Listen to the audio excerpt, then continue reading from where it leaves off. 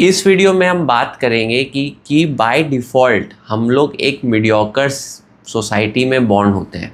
देखिए, अगर हम इंडियन सोसाइटी को कंपेयर करें बाकी सोसाइटी से, अगर सोसाइटी इधर है तो इंडियन सोसाइटी इधर है, तो हम ऐसे सोसाइटी में बॉर्न होते हैं। आप एक अपने आजू बाजू लोगों को देखिए, लोग मोस्टली मीडियोकर ज़िंदगी जीते हैं, बहुत कम लोग ही सक्सेस अचीव कर पाते हैं। इसका मतलब सोसाइटी का जो कंस्ट्रक्ट है उसमें डेफिनेटली प्रॉब्लम है। अगर हम सोसाइटी के हिसाब से चलेंगे तो हम भी मीडियोकर ज़िंदगी जिएंगे। तो क्योंकि ये हमको कैसे पता चलता है, बाकी लोगों का हालत देख के, बाकी लोगों की देखिए इनकम नहीं है, लोग तकलीफ़ में है। इसका मतलब जो वो फ़िलॉसफी और जो वो नॉलेज से जी रहे हैं वो बिल्कुल ही आउटडेटेड है। तो जितना जल्दी हम ये समझ जाएं उतना जल्दी हम बेटर हैं। देखिए, हम जब बॉर्न होते हैं तो हमारा ब्रेन खाली आता है, एम्प्टी ब्रेन से बॉर्न होते हैं। पहले 22, 23, 25 साल हमारा ब्रेन का क्रिटिकल थिंकिंग डेवलप नहीं होता। तो जो भी सोसाइटी हमको ओवर द टाइम कहते रहता है हम उसको सच मान लेते हैं। तो अगर वो जो सोसाइटी ने हमको कहा है हम उसको सच मान के बाकी लाइफ जीते हैं तो हम मीडियोकर ही मर जाएंगे। ठीक है, आपको क्या करना पड़ेगा, जितना कुछ भी आपने सोसाइटी ने आपको बोला है आपको धीरे धीरे अनलर्न करना पड़ेगा, उसको निकालना पड़ेगा। उसको आप निकालोगे नहीं तो जैसे समाज जैसे मीडियोकर जी रहा है आप भी मीडियोकर जियोगे। मैं आपको एक एक करके बताऊंगा कि क्या क्या मीडियोक्रिटी है सोसाइटी में, क्या क्या कूड़ा आपके अंदर डाला गया है। वो कूड़ा जब तक आप निकालोगे नहीं आपका लाइफ में बेटरमेंट नहीं होगा। तो चलिए इस वीडियो को शुरू करते हैं। तो पहला मेरा पॉइंट है कि our society is still living on animalistic things. नहीं, इसमें मैं क्या कहना चाहता हूँ, हमारा सोसाइटी बाय डिफ़ॉल्ट अभी भी शादी बच्चा घर माइंडसेट में ही घूम रहा है। और शादी बच्चा घर क्या है, एक एनिमलिस्टिक टेंडेंसी। मैं आपको एक्सप्लेन करता हूँ। हम लोग, आप देखिए, शादी और जब बच्चा होता है हम एक धूम धड़ाके से, तो पहले हम शादी करते हैं, धूम धड़ाके से बच्चा होता है, हम धूम धड़ाके से सेलिब्रेट करते हैं। और जब घर लेते हैं तो भी हम धूम धड़ाके से सबको बुलाते हैं। तो ये एक फ़िलॉसफी इंडियन लोगों में है, शादी बच्चा घर। लेकिन ये एक एनिमलिस्टिक टेंडेंसी है। शादी बेसिकली क्या है, बाकी एनिमल्स में क्या होता है, सपोज एक डॉग को लेते हैं, एक मेल डॉग फीमेल डॉग को प्रेग्नेंट करता है, चला जाता है, ठीक है, तो उसका जिम्मेदारी नहीं होता। लेकिन हमारे सोसाइटी में क्या किया गया, हमारे सोसाइटी में बोला गया नहीं, अगर दोनों के बीच में कुछ भी हो रहा है और बच्चा हो रहा है तो ऐसे मेल डॉग अगर भाग जाएगा तो बच्चे की अपब्रिंगिंग कैसे होगी। क्योंकि ह्यूमन बेबीज़ को रेस करने में टाइम, एफर्ट, एनर्जी, पैसा चाहिए। ठीक है, तो हमने क्या किया, हमने एक इंस्टीट्यूशन बनाया। इंस्टीट्यूशन मतलब क्या, एक ऑर्गेनाइज इंस्टीट्यूशन जिसमें लड़का आएगा लड़की आएंगे, दोनों मेट करेंगे, मेट करके जो बच्चा होगा लड़का लड़की मिलके पालेंगे। लड़का पैसा कमाएगा, लड़की भी पैसा कमाएगी, दोनों मिलके चाइल्ड का अपब्रिंगिंग करेंगे। तो marriage is nothing but an organize form of reproduction. ठीक है, और बच्चा भी ऐसा कोई बड़ा बात नहीं है, हज़ारों स्पीशीज़ डेली बेसिस पे बच्चा पैदा कर रहे हैं। Reproduction is also a natural activity, ये बहुत ही कॉमन है। लेकिन हम शादी और बच्चे को धूम धड़ाके से सेलिब्रेट करते हैं। अभी भी हम लोग एनिमलिस्टिक टेंडेंसीज को समझ नहीं पाए। मतलब प्रोक्रिएशन, बच्चा करना, एक हर जानवर करता है, इसमें कोई बड़ी बात नहीं है, हम इसी को सेलिब्रेट करते हैं। शुरू से ही बॉलीवुड और ये सब देख देख के हमको लगता है कि ऑपोजिट पार्टनर को फाइंड करो, फटाफट मेट करो, रिप्रोड्यूस करो और सेटल हो जाओ। तो जो बाकी जानवर जी रहे हैं, तो हम लोग अभी भी बेस लेयर पे एनिमलिस्टिक लाइफ को ही सेलिब्रेट कर रहे हैं, उस एनिमलिस्टिक लाइफ से ऊपर नहीं आ पा रहे। तो शादी बच्चा घर जो फिलॉसफी है हमारी, वो बेसिकली एनिमलिस्टिक टेंडेंसीज़ है और अभी तक हम उसमें अटके पड़े हैं। तो अगर आपको आगे जाना है तो आपको इस चीज़ों को समझना पड़ेगा। देखिए, आपको शादी बच्चा घर को उसको जैसा है वैसा देखना पड़ेगा। अगर आपको बच्चा करना है तो अभी और कोई इंस्टीट्यूशन नहीं है, तो बच्चे को एक्चुअली सिंस दो लोग चाहिए मिलके पालने के लिए, तो ठीक है, तब आप मैरिज करिए। लेकिन धूम धड़ाके से ऐसा कर रहे हैं, नोबेल प्राइज़ जैसे जीत रहे हैं, इंडियन लोग ऐसे सेलिब्रेट करते हैं, तो वो अवेयरनेस ही इंडियंस लोगों में नहीं है। तो सोसाइटी अभी भी एनिमलिस्टिक टेंडेंसीज पे है। तो ये मेरा पहला पॉइंट है। सेकंड मेरा पॉइंट है आउटडेटेड एजुकेशन सिस्टम। हाँ, which teaches you how to work hard only. मतलब हमारा एजुकेशन सिस्टम क्या आपको सिखाता है?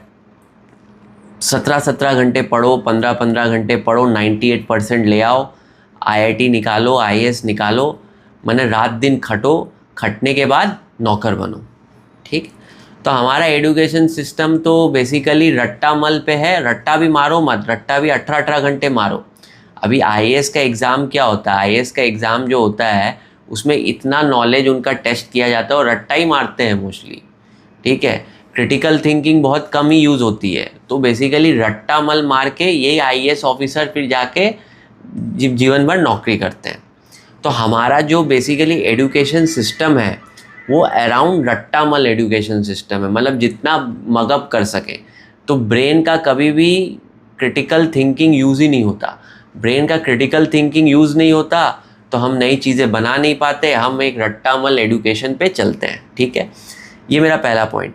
दूसरा पॉइंट क्या है? एजुकेशन सिस्टम हमारा बनाया गया है एक एम्प्लॉय बनाने के लिए। हम लोग देखिए, हमको हमारे ऊपर ब्रिटिश लोगों ने 200+ ईयर्स रूल किया, उन्होंने ये एजुकेशन सिस्टम बनाया। ठीक है, उनका मेन पर्पस क्या था कि एक बेसिक एजुकेशन दे देते हैं इंसान को ताकि ये आके हमारे यहाँ जीवन भर नौकरी कर सके, उसको ज़्यादा नहीं पढ़ाना है। ठीक है, तो अभी भी एजुकेशन सिस्टम वो बेसिक ही है।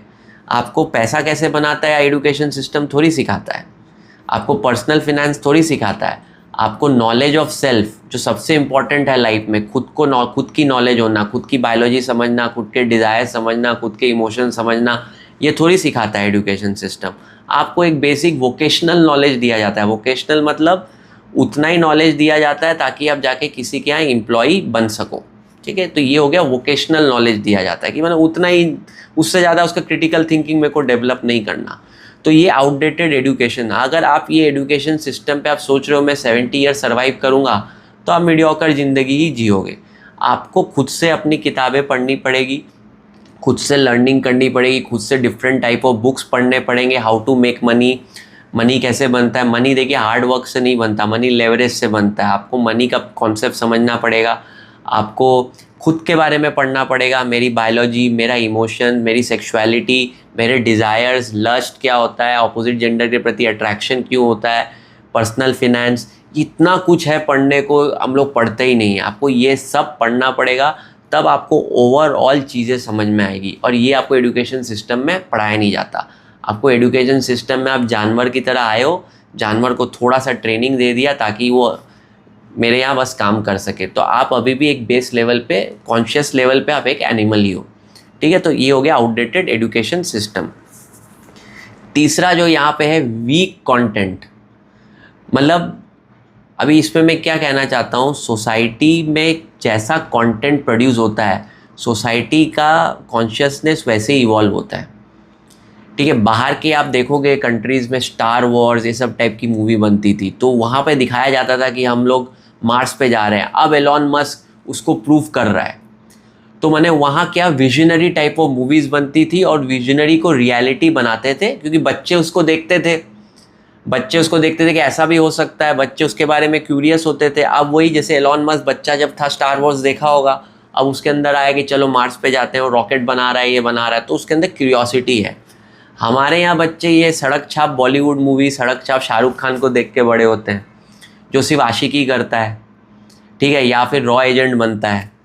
ठीक है, या फिर हमारे यहाँ जो स्पोर्ट्स देख लीजिए, वहाँ के स्पोर्ट्स देखिए, बॉलीवुड माने बास्केटबॉल, टेनिस, फुटबॉल, जिसमें एथलेटिज्म है, मतलब 90 मिनट पे आपका बॉडी एकदम पीक लेवल ऑफ एथलेटिज्म चाहिए। हमारे यहाँ क्रिकेट है, उसमें एथलेटिज्म का अगर हम कंपैरिजन करें बास्केटबॉल, फुटबॉल, टेनिस से 10% भी नहीं है।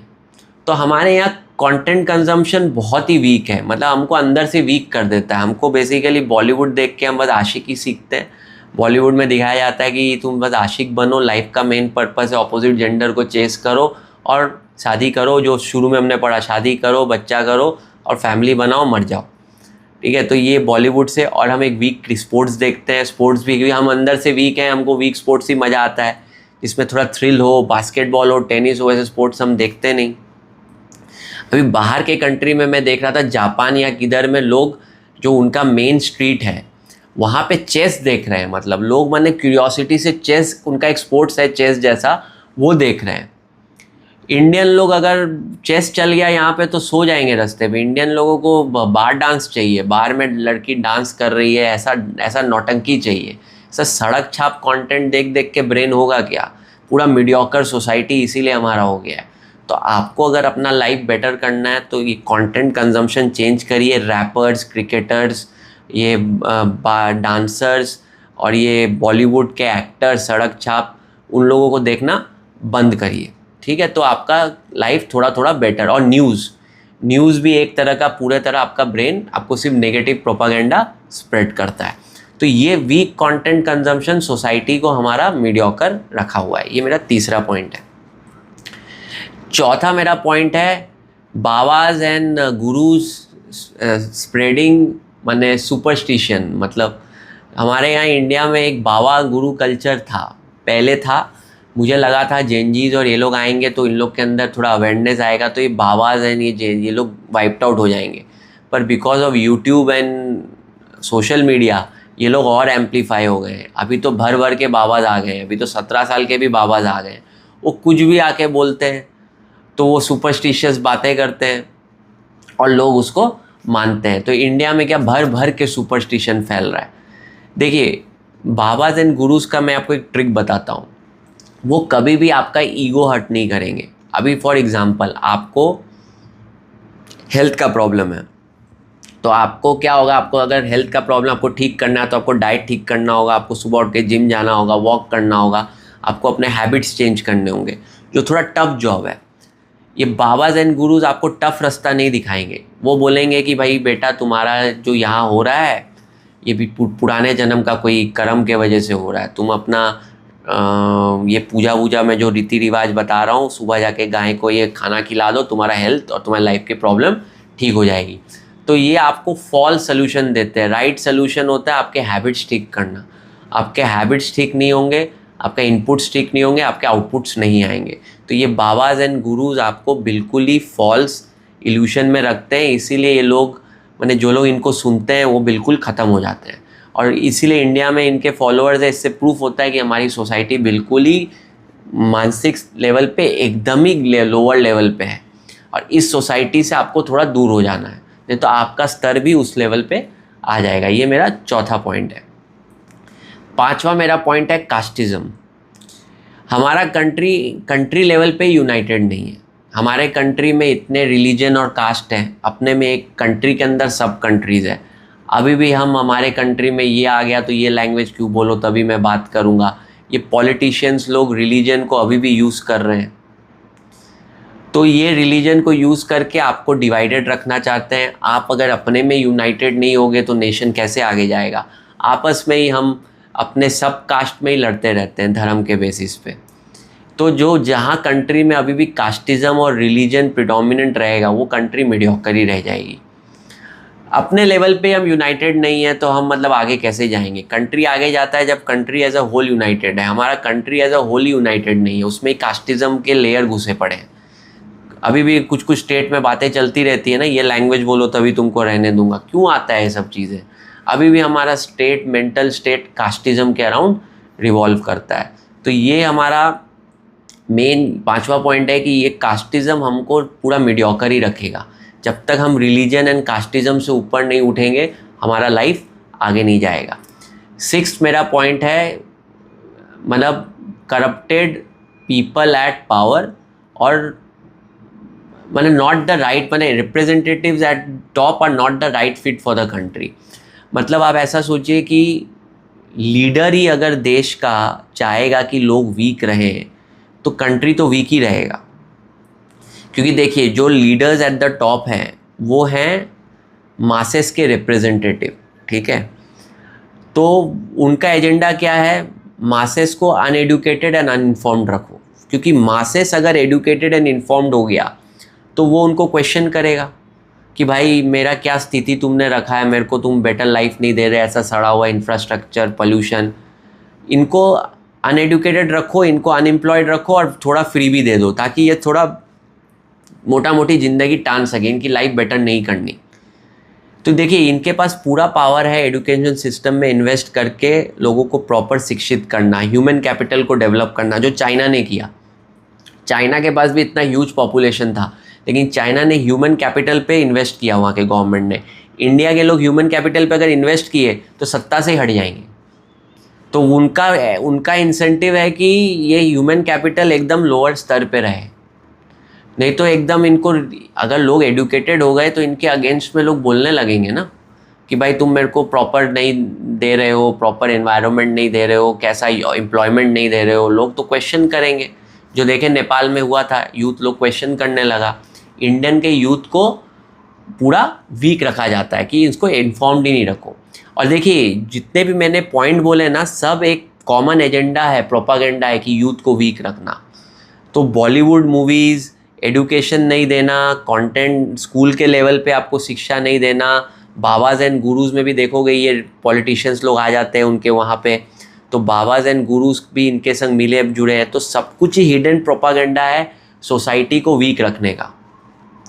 तो अगर आपको थोड़ा अपना मेंटल डेवलपमेंट करना है तो सोसाइटी से थोड़ा दूर हो जाइए, जो कुछ भी आपने पढ़ा है उसको अनलर्न करिए, जो कुछ भी बिलीफ फिलॉसफी आपके अंदर डाली गई है उसको निकालिए, अच्छी अच्छी किताबें पढ़िए, क्योंकि नहीं करेंगे तो आपकी लाइफ बहुत ही ख़राब रहेगी। मीडियोकर, आप पैसा तो आएगा ही नहीं, क्योंकि दिख ही रहा है इस कंट्री में जो फिलॉसफी उससे पैसा तो बनता नहीं है, पैसा तो बनेगा ही नहीं, प्लस लाइफ भी मिजरेबल हो जाएगी क्योंकि आप आउटडेटेड एल्गोरिदम पे जी रहे हो।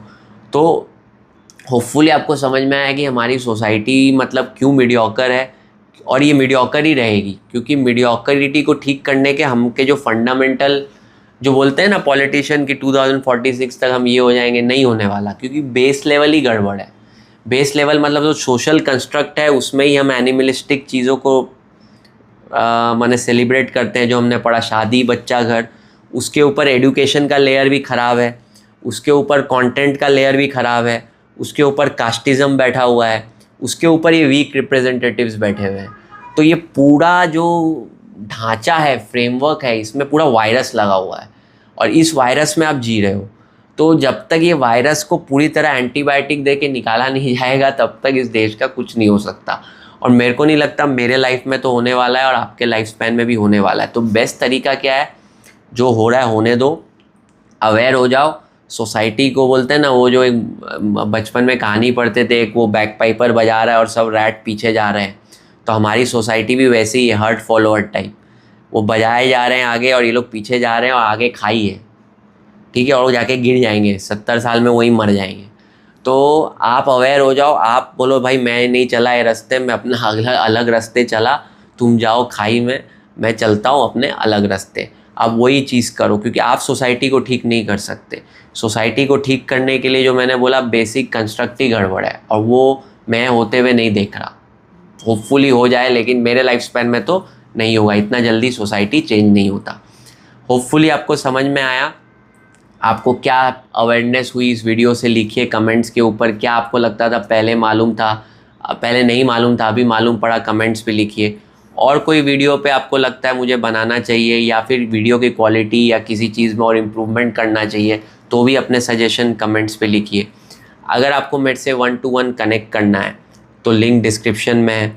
अगर आपको ये वीडियो से वैल्यू मिला, चैनल के बाकी वीडियोस भी देखिए, वो भी इसी टॉपिक से रिलेटेड है, उसमें भी अवेयरनेस क्रिएशन है, आपको प्योर एजुकेशन ही मिलेगा। अगर उससे भी वैल्यू मिला तो सुपर थैंक्स के थ्रू सपोर्ट करिए, या फिर एक लिंक डिस्क्रिप्शन में उसके थ्रू सपोर्ट करिए।